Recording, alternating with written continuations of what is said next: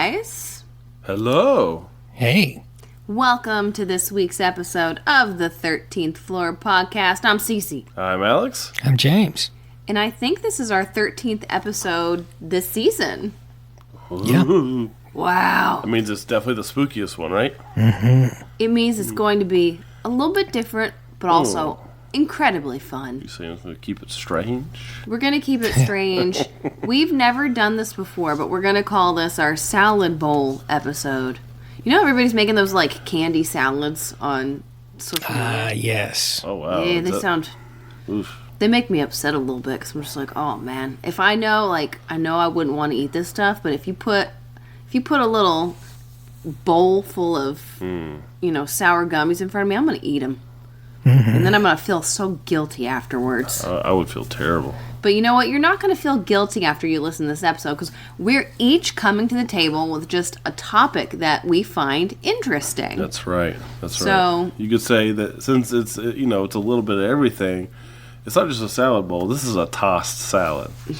Oh, gosh. Alex, I'm going to kick you. I'm going to kick you in your shins. Nobody wants that here. Maybe, I don't know. I don't know what our listeners are into. Listen. Alex is trying not to laugh. He's got himself going. Alex, we're not even like 5 minutes into the show yet. Oh, wow. All right, listen. James. Yeah? How have you been? I've been good. Not as good as Alex, but I've been good. Alex has tickled himself. So we're just going to try and I'm sorry. we're going to try and get over this little bump. It's been a while since you've had a moment like this, Alex. How are you feeling? What have you been up to? Let's bring you back down to earth for a second. I haven't been up to much. The kids have been sick a lot. We had the holidays. Yeah. So it's been a lot of Strife. yeah, very little sleep Stress. lately, and but things are good. It's a new year. It's a new me. It's a new you. It's a new me. I haven't done anything different really, but it's a new me, and I'm looking on the bright side of things. Good. Yeah. It's Yeah. all up from here. That's great. Everything's coming up Millhouse. Well, listen, I think that for our icebreaker, we should share a goal that we have for 2025 since we are in this beautiful new year. So, James, do you have a personal goal that you hope to achieve this year? Yeah, I wanna get more writing done. Like, usually I'll set a few projects aside specifically for like a New Year resolution, but I've got 3 writing projects that I really want to finish by the end of the year. You know what? I think that's a very attainable goal, James. I agree. Thank you. How about Yeah. you? Well, I will say before I go, I thought you were going to say that you were hoping to get more spiders. Yes. That's not a goal so much as it's a certainty. I mean, that's going to happen probably next month, so we'll see. All right, spider convention's coming to Lexington. I hear you, James. I think that one of my goals, and this is something I've been thinking about a lot lately, I want to try to get into vocal performance. Oh. Oh. Yeah, I need to create like a demo recording for auditions and stuff, but that's something I've always wanted to do, and I'm like, you know what? If I don't actually do it, then it's never going to happen, so... Yeah. Yeah. I like that. All right, I'm going to put you on the spot. Do a character named Chitters the Rat. Chitters the rat. Listen, vocal acting does not necessarily have to be characters. Okay. If I was Chitters, I'd sound like this. That's not bad. No, that was bad, James. It was like kind of like Jimmy Stewart on Helium. I was put on the spot. Oh. Yeah. No, that was yeah. I'm thinking more commercial work, but anyways, Alex, what about you?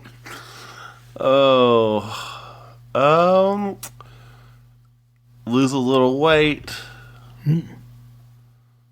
I wouldn't mind picking up a hobby. but I don't know if I have the time or the money for a hobby. What kind of hobby would you want to pick up? Me and James have both given very specific, focused answers. You can't just swoop in here and say, I guess I want to get a hobby. I want to be a Pokemaster. I'm just kidding. I want to... I don't know. I've always, like, every year I feel like I'm thinking this. And one year I got really close. I just want to learn how to draw. But I don't want to draw on paper, which is weird. I want to do digital drawings. And I have a little, it's not Wacom, it's another brand. But I have a tablet for drawing, but the problem is you're drawing on it's not a screen. So it's a sensitive, it's like a giant mouse, essentially. That you draw on, and then it converts it onto the screen. And I'm sure with time I'd learn, but I would just love to have a screen to draw on. See, listen. Yeah. I don't know. I thought it was going to be something like a lot more obscure, like geocaching or something. It's like it's either that, or I would love to learn from my cousin how to make music. See, look at that. But, look at that. Grant Cook, Yeah, he's put out. Oh yeah. He does the music for the show, and he put out a ton of music last year. It turns out, I just stumbled on it on Spotify, and I messaged him. I was like, "What?" It was on my new releases, and I was like, then I looked, and he had like 15 new songs or something like that last year. So you and Grant gotta catch up. Yeah. Yeah. Well, cool. Yeah. I didn't know that you had an interest in that. So look still learning new things about Alex every day. I figured I won't end up having time to do any of it, so I didn't say anything. Oh my gosh. Well, you know what we do have time for, and that is talking about some interesting topics. And I guess I'm starting out today. Yeah? Yeah. Yeah. This is our first ever, like, we usually let the listeners decide, but that's the salad bowl we're picking. Mm-hmm. Yep. We're picking today. And Cece's the first one in. She's about to mix it up. All right, here we go. Let me pull up my notes. Alex, you quit it. I didn't do anything. I just heard James giggle. All right, listen. I just heard the little... I have a lot of different topics that I considered for this episode, and the one that I'm going to tackle today is something that's been on my mind a lot lately. Oh, and me? You talking about me? It's a true conspiracy that might chill you to the bones. Ooh, scary. Yeah, the marrow of your bones. It's lottery conspiracies. Oh, okay. Is the lottery rigged? Because, we recently had that. Is this because you're salty about California winning again? No, it was New York, but yes. It was New York? I thought it was this Cali. is the thing. Like, okay, why haven't I won yet? Just kidding. Obviously, I know why I haven't won, but I was thinking about it, and I'm like, this actually probably wouldn't be that challenging to rig. And when you learn more about where the money's actually going, it's like, that's kind of interesting. But yeah, no, I wanted to dig into this after the recent Mega Millions win in New York. And I thought to myself, like, wow, when that won and I saw where the state was, I thought to myself, there are a lot of people who win in New York, and there are a lot of people who win in California. Yeah, it's like they have a lot of people there or something. I know that they have a lot of people, but having a lot of people does not necessarily correlate to how many tickets you're selling. Apparently it does. Unless. Yeah, no. Like, okay, so think about this. For the Mega Millions, California, New York, I actually looked into it. I looked on the Mega Millions website. Thank you very much. And California and New York actually do account for 33% of all of the wins. Just want to do a slight correction. The most recent winner of the Mega Millions $1 billion ticket was in California. Well, that makes it even more suspicious, in my opinion. I thought I was having a Mandela effect over here. Listen, I'm getting my states mixed up. But anyways, it's still one of the two states that I'm like, Yeah, they account for 33% of the wins, which feels like a lot in my opinion. And to clarify, because I'm sure we have some listeners here who are probably nitpicky when it comes to those lottos, this segment right now I'm specifically referring to the Mega Millions. Yeah, let's be real. It's the coolest one. Except for the Powerball. The Powerball is a little bit different. It's actually shaken out a lot differently state-wise. Top winning states for the Powerball are actually Indiana, Missouri, and Minnesota. Oh. With 22% of all wins since the lotto started in 1992. That's according to Powerball.net. But Kentucky has had 18 wins in the history of Powerball. California has 15. New York has 13. But back to the Mega Millions, there are 17 states that have also never, ever won or had a jackpot winner. Oh, Granted, really? not everybody participates. And some of these states started playing more recently. Sure. So that kind of contributes to that. But as I started digging into the winning trends, fell into this rabbit hole on Reddit. You know, always so many fun conversations on Reddit about people discussing their theories surrounding whether the lotteries are rigged. And some of them are quite fun. Some of them are thought-provoking. Yeah, some people have gotten very statistical with the data and digging into the numbers and the probabilities and whatnot based on, Alex, as you mentioned, the population size of a given state and, you know, how many tickets were sold in the state. And in 2023, there was actually an article posted, and this has likely changed since 2023. I wasn't able to dig up the most recent data, but out of the top 10 biggest jackpots, California's claimed 4 of them, which seems like, I don't know, that's a lot. That is a big number. For the biggest, yeah, and including the billion one that just recently happened. So maybe it's 5, who knows? What do you guys think about the states winning, California and New York? James, do you think that that's statistically probable? Well, not really. I do think there might be some sort of bias. And I think one of the logics there, this is just an interesting thing. I think I've talked to you guys about this, but not to our listeners. Grocery stores.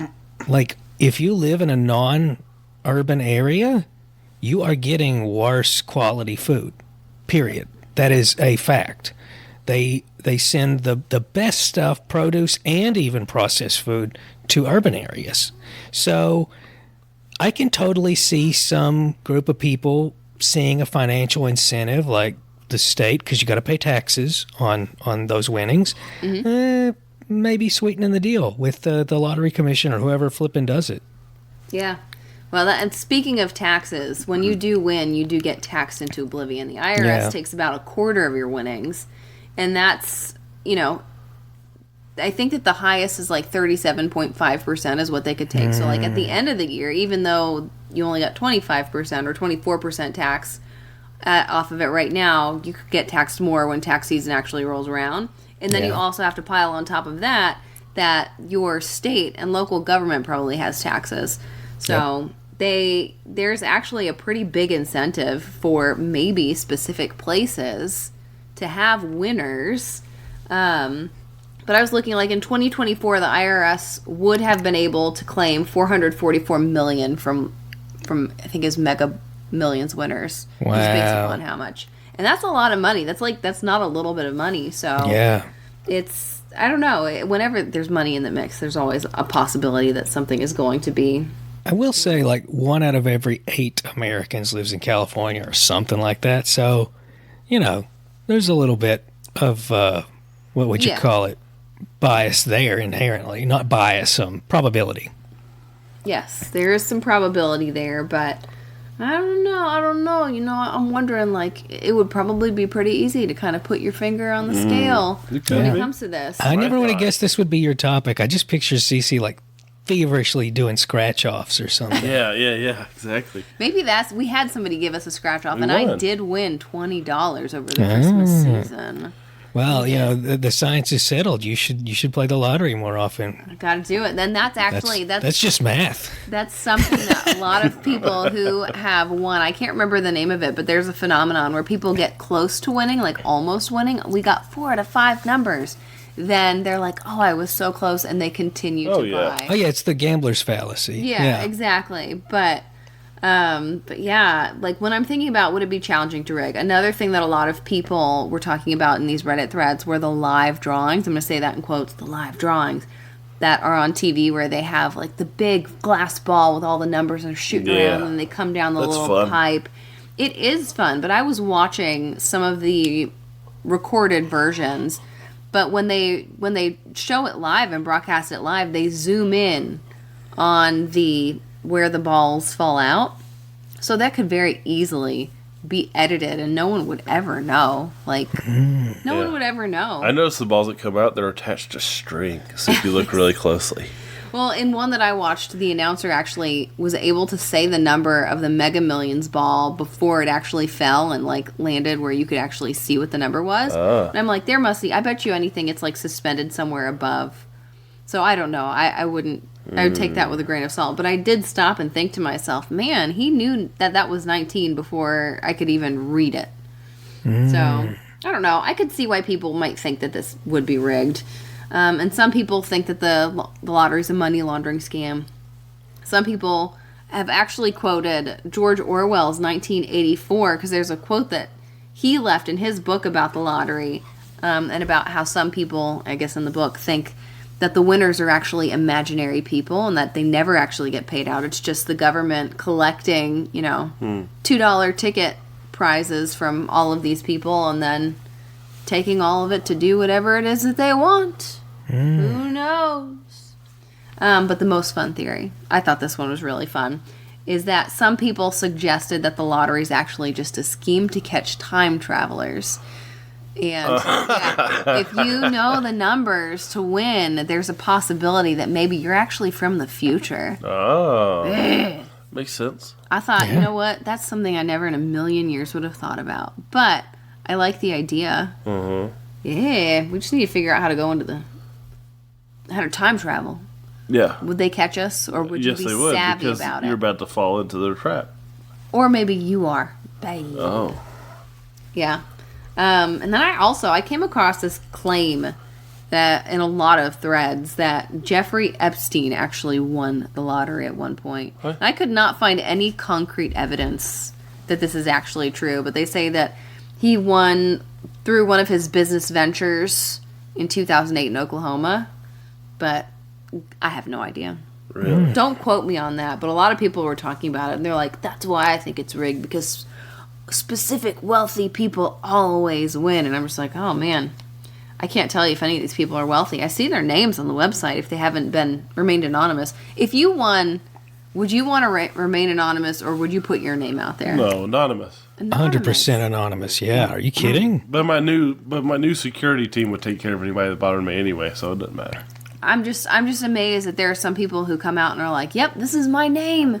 I live here." That's the thing, is it's literally part of why there's that whole concept of the lottery being cursed. It's like people win and then they get all excited, and now everyone they know is gonna hit them up for money, and it sounds like a nightmare. Ugh. Yeah, all those long lost relatives. Well, you know what? I think I'm going to end my segment with a couple of James, your favorite trivia questions. Oh, fun. Yes. I know James loves his numbers. I like trivia. So, Alex, stop looking at the sheet. I wasn't reading He it. was trying to cheat. I was not. I was just look. Oh my goodness. All right, listen. How far back was the world's first lottery? Oh, Now, what was the year? that had to be. Oh, there's no way it's Yeah. even documented. I feel like that's like a. I'm gonna say like 200 BC. It's like got to be Roman or Greek or something. I gotta say, 2000 BC. James, you were the closest. This Wow. is a lie. Yeah, it says the oldest lottery dates back to 205 to 187 BC. Whoa! But not in Greece or Rome. It was China during the Han Dynasty. It was supposedly used to fund the government and public projects like the Great Wall of China. I had to think like I didn't see that one. Oh, yeah, that's why he lost. Okay, the largest jackpot was for Powerball. How much was it for? $200 million. 200 Wait. Why is he going so low? What's the question again? Say it again. What's the largest Powerball jackpot Powerball jackpot? ever? $1.7 billion. Alex was closer on this one, James. Whoa! A little over $2 billion. Wow. And it was a ticket that was purchased by a single person. Oh They my didn't have to split it with gosh. anybody. I might actually not be anonymous for that one. Just because at that point it's like, why not? Just, I'm yeah. just gonna give my money to everyone. No, it was one in 2022, but I don't know who it was by. Yeah. Wow. Your odds of winning a Powerball jackpot are 1 in how many million? Oh. 310. 310. 1 in 310? Yeah. Million. Million. Oh, okay. Oh, yeah. Sorry. I even said that. Yeah.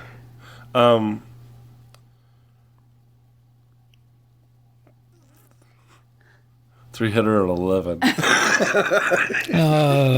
I'm just kidding. But no, you can keep that Okay. number. All right, fine. James, do you get it? That's why I knew when she offered that to me, I yeah. knew that meant you won. I wanted James to win.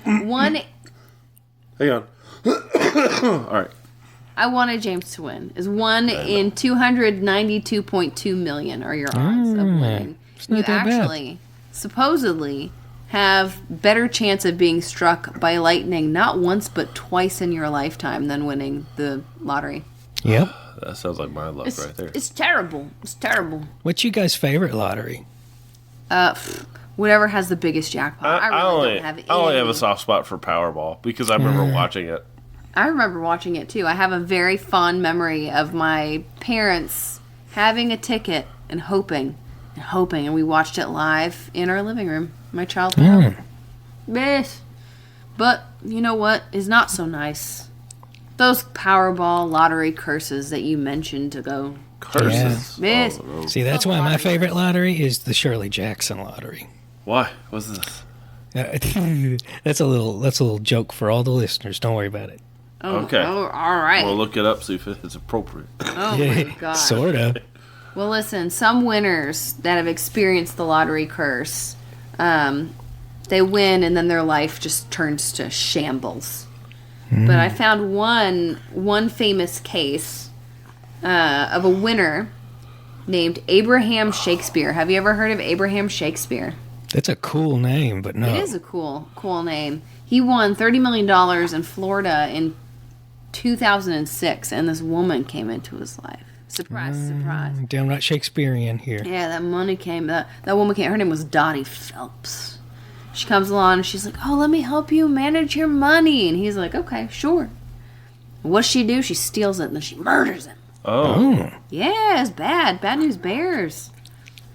She buried him under a concrete slab, but I'm like, man, If someone it's not comes to worth me it. offering to help me with my money, I say no. Yeah. I go Yeah. find somebody that doesn't know me, and we gonna do business. Exactly. Yeah, I and that's what you said, James. Like, when you win, if you go public, people find out you have all these people coming out of the woodwork to try and get money out of you or claiming they know you, and I wouldn't want to deal with it. If you guys win the lottery, I'm helping you guys. Just meet me at this undisclosed, unmarked location. Yeah. I'll help you guys out. James, I looked into your lottery thing. Oh yeah, that short story. I forgot about that. Yeah, it's a short story about. Well, it's for the listeners. Yeah. You probably actually read it, Cece, when you read the description. You pay, the lottery. This short story of the lottery. But I don't know it. Yeah. But I'll just spoil it for everybody. Bottom line is, if you win the lottery, you get stoned to death. Oh my gosh, James! This is a children's It's a show. ritual. That's right. We don't say anything else here. All right, James. What are you talking about? I'm going to be talking, because, we talk about paranormal stuff. We talk about conspiracies. I thought it'd be kind of a fun change of pace to talk about things that I don't believe and that I think are pretty well debunked. So this is me being Mr. Skeptic for once. Oh, Yeah. I want to hear it. So first, let's talk about what pseudoscience is. Because pseudoscience doesn't necessarily mean something is wrong. Technically, it's pseudoscience that going out in cold weather increases the likelihood that you're going to cold. But there's some truth to that. Pseudoscience also says that, hugs don't make your life better, but they do. Yeah. But really, what pseudoscience is it's something that has claims that can't really be tested. Usually these claims are vague. They're untestable. Sometimes they're exaggerated. I really like Robert Martin, right? Yeah. Robert Jeffrey Martin's. Martin. I really like his description for what makes something, pseudoscientific. And the way he kind of describes it is, well, I'll just list it off. So if you have something that is truly scientific, it has to be original. That is to say that the tests have to present new information. There has to be some kind of detachment, which is part of why a lot of people are considered conspiracy theorists nowadays, even though they, have good arguments. They're anti-science or they don't trust science. But if there's a particular bias found, that alone makes a good argument against it being science and that it is, in fact, pseudoscience. In other words, if a team of scientists discovers some amazing, miraculous solution to a problem, but they stand to make a lot of money for that solution, well, then it's not them practicing it just to expand their knowledge. So that can lead to a bias in the results. It should also be universal. That is to say, the information that is acquired shouldn't really vary based on belief structure or ethnicity or income or anything like that. It should not be based on faith. In other words, it can be skeptically checked for errors and tested. And lastly, the information itself should be made available to everyone. I really like that. That's not the hard definition. The hard definition is whether something can be tested or not. But I really like what Merton had kind of contributed to that, and that's called the Mertonian norms as a result. That's kind of a cool name. Yeah. But so here's just some things that I absolutely not only don't buy into, but to me the jury's kind of out. One is Kirlian photography. I think it looks really cool. It was a technique originally used to take pictures of coronal discharges. And this fella, Simeon Kirlian, who is a Russian scientist, well, Soviet scientist, if you want to get technical, because this was 1939 and Russia wasn't Russia, but he accidentally realized that, if you put an object on a photographic plate, and you connect it to high voltage, what ultimately happens is it alters the image and it shows this discharge of voltage. And he called it electrography. Here's the problem. This is where it gets pseudoscientific. Everything I just discussed is absolutely true. But what ended up happening is people started using the argument that, well, if you take somebody's finger, or you take a picture of somebody and you discharge this energy through them, it results in this corona around it, and that must be their aura.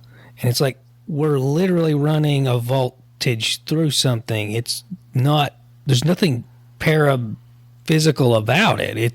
It's a physical picture of electricity. Yeah. So there's all these arguments that it's chi, or that it's not qui, or that if you injure a life form and you take a picture, it alters it. And it's like, well, yeah, because it loses moisture, not because its aura has been altered in some respect. So that's one that, I just kind of wanted to get out of the way. I absolutely think is utter nonsense. But the big ones that really bother me are the health-related pseudoscientific claims. And the big two that I can think of, first one really bothers me, and that is psychic surgery. There is absolutely no evidence that psychic surgery exists. Have you guys ever seen psychic surgery? What is psychic surgery? So psychic surgery is where, and it's heartbreaking to me because people with really bad illnesses, usually terminal illnesses, will see psychic surgeons and pay through the nose in order to have them magically remove tumors and things like that from their body. And it's super, super common for people to even travel from other countries to the Philippines and Brazil, where it's most practiced. But it's just sleight of hand. What's really happening, this is a fact, what's happening is the person is not inserting their fingers into the person's body and it's miraculously not having a wound. What's happening is they're using sleight of hand and they're pulling out fake blood or pig's blood and usually little bits of raw bacon and things like that. So it absolutely, if you didn't know it was a magic trick, a really evil magic trick, you would think somebody is actually pulling bad stuff out of people. It looks really cool, and if it was stage magic, I would say, wow, that's really cool, but it's not stage magic. It's absolutely vile what psychic surgeons are doing to people. So that's when it really bothers me. That's like a modern day, oh gosh, what's it? Seance. Modern day seance. Yeah, it's very similar. Yeah. Except worse. Far worse, yeah. Ugh. And similarly, another one that really bothers me, similar, is cold reading. A lot of quote-unquote charismatic Christian practices are really just cold reading. I think everybody's familiar with a lot of famous TV psychics, and they'll often talk to dead Miss Cleo. They'll claim to talk to loved ones, for people, and oh well, Jody's waving back at you from the other side. And if you watch and observe, one sec, I gotta clear my throat. If you observe how this is done, it's usually done in front of a large group of people, and they usually ask really broad leading questions that ultimately gets the answer that they want. It's called cold reading. Anybody can learn it in less than a day. It's not magic. It's not psychic. It's like psychic surgery. It's very predatory. Yeah. I can't imagine wanting to do that to a stranger. Well, I think cult leaders and faith healers and people who do these sorts of things, fake influencers, people who are making a lot of money telling people quackery, they're usually sociopaths or narcissists. Like that's one thing I have seen a common thread of. If you show me somebody who's doing things like this that's misleading people for their own benefit, they're usually either a sociopath or a narcissist. They're either benefiting from just the financial element, in which case they're probably a sociopath, or they're benefiting from the attention, in which case they're a narcissist. It is predatory. The human predators are people who are dark triad individuals, unfortunately. Well, I know that this kind of strays from your topic, but do you think that there are any psychics that are real out there? Oh, absolutely. I do think that there are people. In fact, I even have wondered often whether it's something inherent to everyone and it's actually a skill rather than an innate talent. I'm not sure. But I don't dismiss psychic abilities entirely. I just dismiss these particular forms of psychic behaviors. Interesting. Yeah. And I will say that, in my opinion, at least 80% of people who say that they're psychic, especially if they are monetizing it, are frauds. But that doesn't mean that it's not real at all. Yeah. So some other things, some other myths. This one really bothers me. A lot of these are health related, like I said, but one that's just absolute nonsense because it just shows an ignorance of how radiation works. Microwaves being bad for you. Oh. And to be fair, microwaves are absolutely terrible for you if you can fit inside the microwave because, you shouldn't do that. But as far as heating your food, it's not radiating your food. It's non-ionizing radiation. It's really more like turning the radio on in your car, except that radio wave is like so powerful that it's warming your burrito up. It's not uranium. So it's complete nonsense. But I've met people who refuse to use a microwave or eat microwaved food because of the health reasons. And it's like, that's not how that works. I remember my mom telling me when I was younger, don't stand in front of the microwave. Yeah. The radio waves will get you. I personally don't like using a microwave whenever I can avoid it. Because I feel like the food just doesn't, it does a weird texture thing to the food.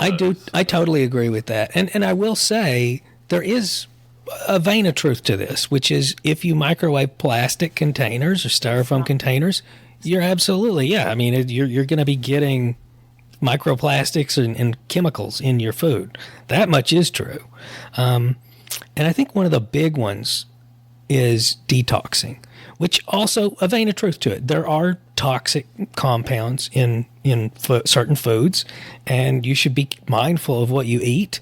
But I'm talking specifically about cleanses and things like that. Oh, if you just drink juice and have this spoonful of turpentine, or you eat this clay, or what have you, it bothers me on a couple of levels. First of all, why do you, if you buy into that, why do you think people have livers, which is the biggest organ in your body and the only one that regenerates, and kidneys?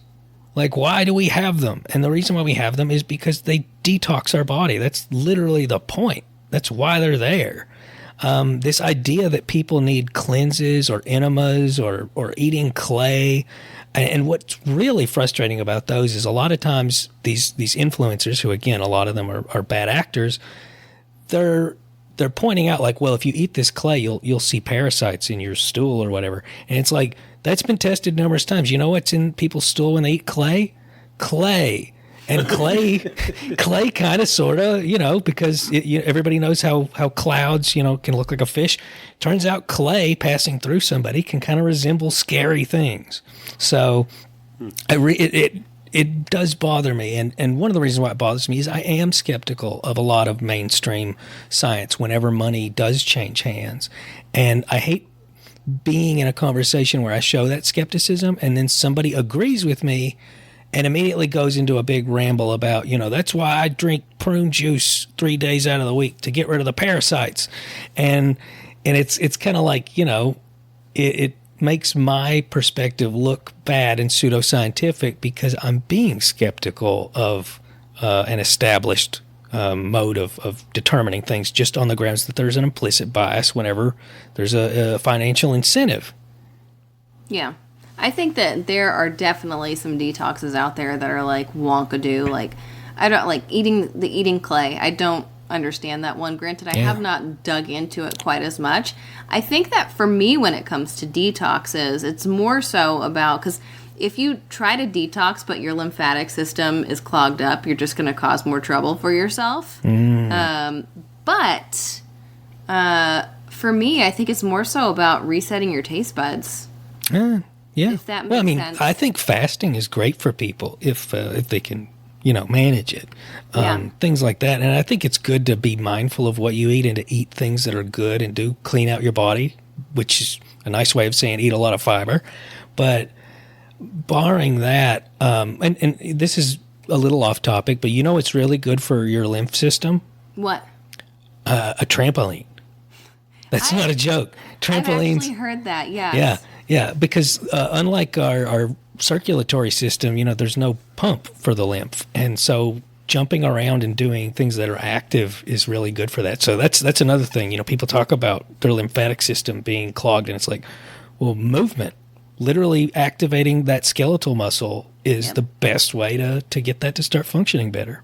Yeah, I know a lot of people who do dry brushing to try and help with the... What's dry brushing? Dry brushing. It's where you got this brush that you just rub on your body before you do certain things that kind of moves the stuff around. But I like the trampoline. That sounds a lot more fun than dry brushing. Yeah, it'd be good for you in a lot of respects. You'll make more oxytocin. You'll make serotonin. Bottom line is, you don't need, everybody listening at home, you don't need no doctors. You just need a trampoline. No, seriously. do not take that seriously. Do not, please. Somebody's going to cut that soundbite out of the context. No. But that's all very interesting stuff. I follow a whole bunch of people who are all into the detoxes, and I did do a detox when I was starting my acupuncture journey, and it did help me tremendously. And it might have all been in my head, but I don't know. I think that, I guess when it comes to stuff like that, James, if there is even if it's all in the brain, but somebody feels like they're doing better, do you think it's still worth it then? Sort of. I mean, the big thing that worries me is I see horror stories. It's kind of like goes in line with the psychic surgery. Like if somebody has cramps in their calves and their psychic surgeon tells them to get more sodium and potassium, then it's like, well, okay, I don't really mind that they did some weird sleight of hand. Well, similarly, what worries me is there are people who will do really weird detox things, and they'll end up offsetting their electrolytes because they've gotten rid of all of them, or they do things that are really drastic. I've heard of people using like bleach and things of that sort. Saunas are great, but not for that reason. They don't detox you.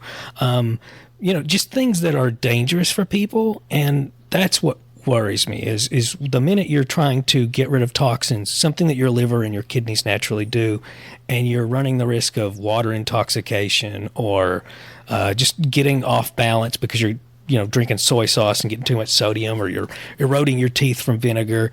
That's where I get concerned. Interesting. Well, that's a lot of information to lay on us, James. Yeah. Before Alex goes into whatever the heck he's talking about, because dear listener, he has not told us yet. So this is going to be a surprise mystery. for not only you, but also me and James. Yeah. It's because I'm waffling between two different things that could very easily maybe be an episode. Pick the best one. themselves. No, but the best one, I feel like actually deserves an episode. But maybe I'll just do the best one. But before I do, so what I'm doing is that I was inspired by a note that I put in my phone to do it. I was going to bring it to you all for an episode topic Wow. about inventions and weird inventions. However, somehow my note's deleted. I can't find it anywhere. So you should invent something that allows you to back up your notes. Yeah. So I spent a lot of time looking for what had inspired me. I can't remember what it was.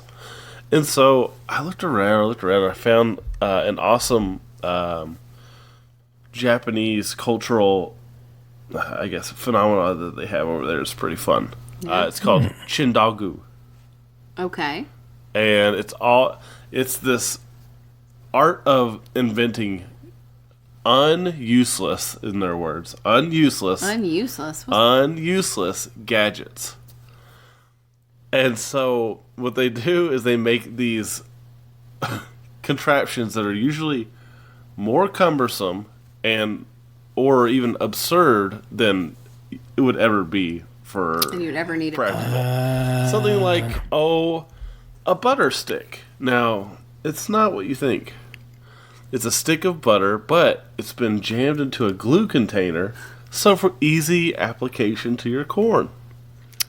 You know what? I love this. Actually, I would probably like that because I cannot Yeah. stand when my hands get greasy. Yeah. Exactly. Same. Exactly.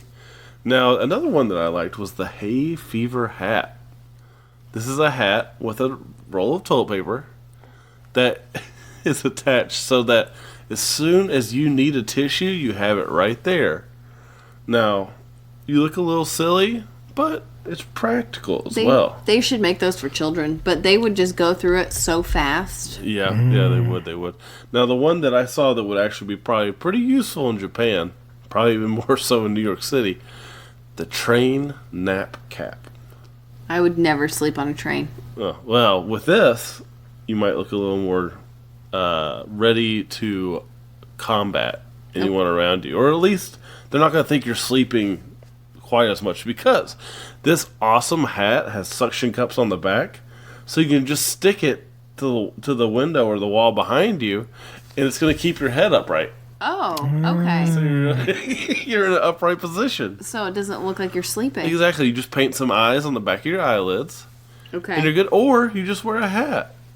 Either way, it's pretty great. And you know what? Haven't you ever had that problem where you try to put eye drops in your eyes and Yes. you just keep missing? Yes. Well, I've got the product for you. Eye drop funnel glasses. These are glasses you put on so you don't miss. And so it just funnels that eye drop right into your eye. Right into your eye. Wow.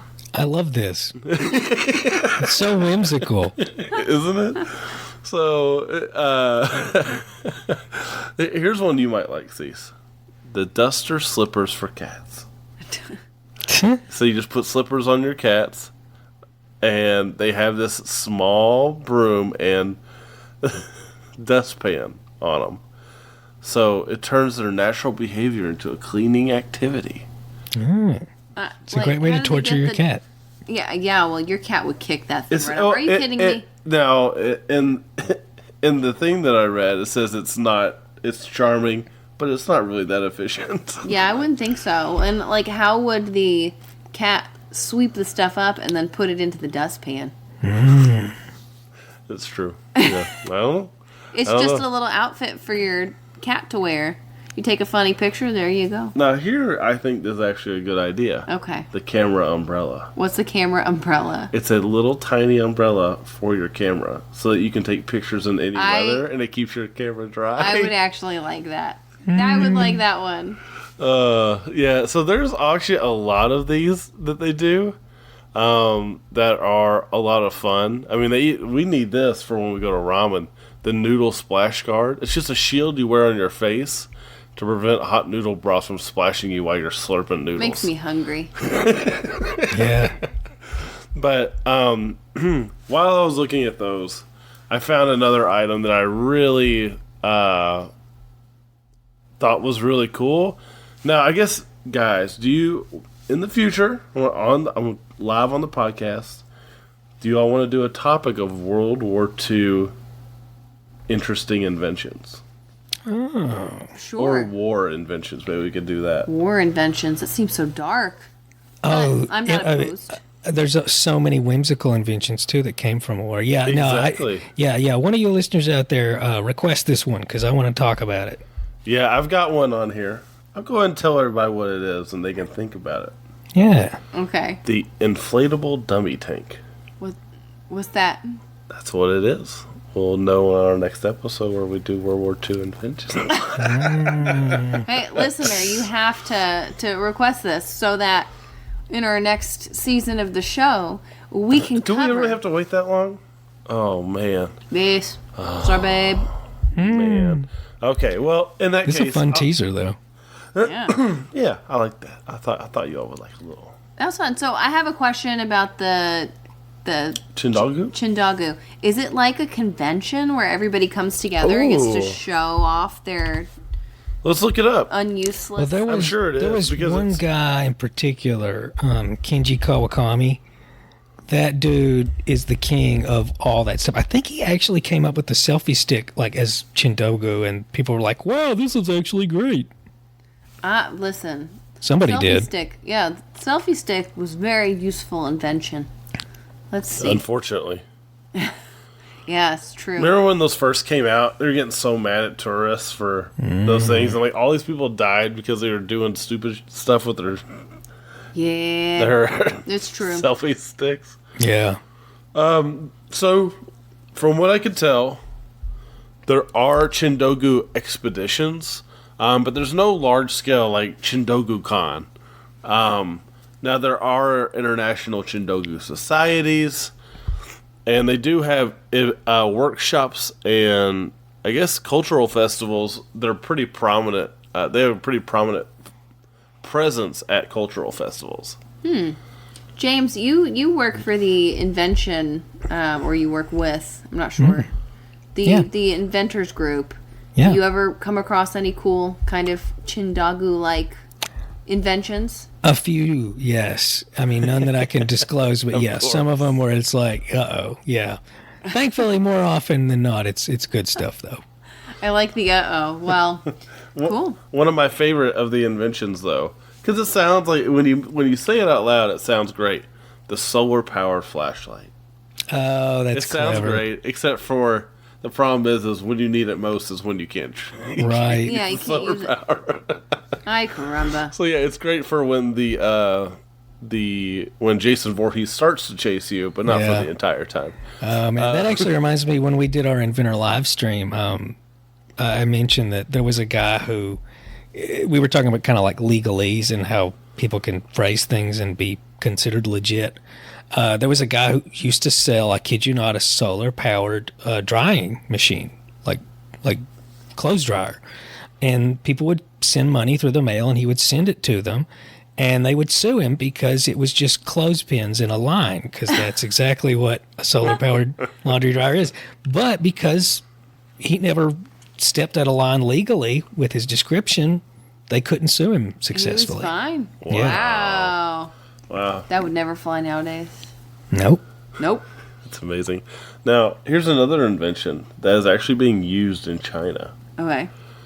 the anti-pervert hairy stockings. Are those They're stockings that give ladies hairy legs. So it looks like you have hairy legs. Apparently, it's used to deter potential attackers, and because they're just so grotesque. But they're actually they're actually used somewhat to deter people. I guess when you go down a shady neighborhood, you work out. You wear those hairy. You wear those hairy stockings. Like, huh. It's sad that women have to do that, though. Yeah, it's pretty sad. Bleh. But I'm glad that they exist for that very purpose. so let me give people one real invention. Okay. Since I'm not going to do the one that I have the passion for, and I feel like one of our listeners is writing in right now. To ask to for make World those- War II inventions. It doesn't have to be World War II, just war invention. Interesting war inventions. So, here, better. Unconventional war inventions. Oh, nice. That way we don't have to talk about mustard gas. The pacemaker. So, Wilson Greatbatch was working on a heart rhythm recorder. So, he wanted to be able to listen to heartbeats better. But when he was building his mechanism, he accidentally put the wrong resistor in, causing it to emit an electrical charge, or these pulses that were almost identical to the rhythm of the heart. Wow. To me, that's like Kismet or Destiny or something. That's amazing. Isn't it? And so that device would go on to be modified and become the pacemaker. So very, very cool. That's really cool. Yeah. Wow. Way Cool. to go, Wilson. Yeah. Cool. Nifty little inventions there, Alex. Yeah. Yeah, just some fun, goofy stuff. Good job, guys. This has been a really fun salad bowl episode. Agreed, Our first yeah. salad bowl. Consider yourself tossed. Alex. James, is there anything that you want to say before we say good evening to all of our wonderful listeners? Don't drink too much juice and don't play the lottery thinking you're going to win. There you go. Yeah. The mindset I've always heard about buying a lottery ticket is you don't buy a lottery ticket to win. You buy the lottery ticket to pretend that you've won. Yeah. There you go. No, that's what I like. I like to do that. I'm like, oh, what would I buy? What would I buy? Yeah, you're going through everything. It's just like, oh yeah. Oh, yeah, I cannot tell you the last time I bought a lottery ticket. It's been a long time. But, you know what? To each your own, but don't drink too much juice, like James said. Don't drink too much juice. But, and, until next time. Wait. What? Don't forget. We have there's music by Grant Cook, who did the music for this lovely podcast. You can find his music on iTunes, Spotify, Amazon Music, or anywhere you listen to music. And until next week, we hope that you can Keep it strange. Yeah.